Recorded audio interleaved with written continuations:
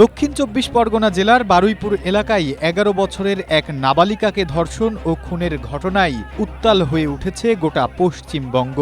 উত্তেজিত জনতার গণপিটুনিতে নিহত হয়েছেন এক সন্দেহভাজন ব্যক্তি। পরিস্থিতি নিয়ন্ত্রণে ঘটনাস্থলে গেলে পুলিশের গাড়ি ভাঙচুর করে বিক্ষুব্ধ জনতা। এ সময় মোতায়েন করা হয় পুলিশের র্যাপিড অ্যাকশন ফোর্স ও আধা সামরিক বাহিনী। একটা ঘটনা ঘটেছে, আমরা পুরো ব্যাপারটা খতিয়ে দেখছি।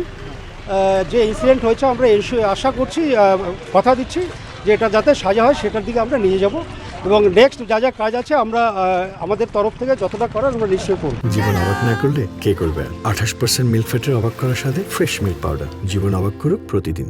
জানা গেছে শনিবার বিকেল থেকে নিখোঁজ ছিল বারুইপুরের ১১ বছরের এক নাবালিকা। পরিবারের অভিযোগ, বন্ধুর জন্মদিনের উপহার কিনতে বাড়ি থেকে বের হওয়ার পর ৪ জন তাকে তুলে নিয়ে যায়।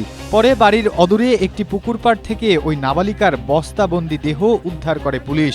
স্থানীয়দের অভিযোগ, বিজেপির কর্মীরা এই ধর্ষণ ও হত্যার সঙ্গে জড়িত।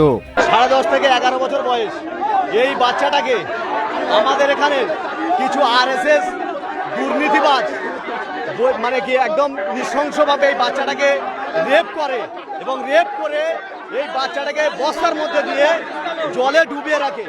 এই সমস্ত হত্যাকারীদেরকে যখন ধরে থানায় তুলে দেয় ক্যাম্পে এসে এখানকার বিজেপির নেতা শান্তনু মণ্ডল সে তার নির্দেশে পুলিশ ওই অভিযুক্তদের ছেড়ে দিল। এই অভিযুক্তদের অবিলম্বে অ্যারেস্ট করতে হবে। অভিযুক্ত পুলিশ অফিসার যে এদেরকে ছেড়ে দিল তাকে সাসপেন্ড করতে হবে।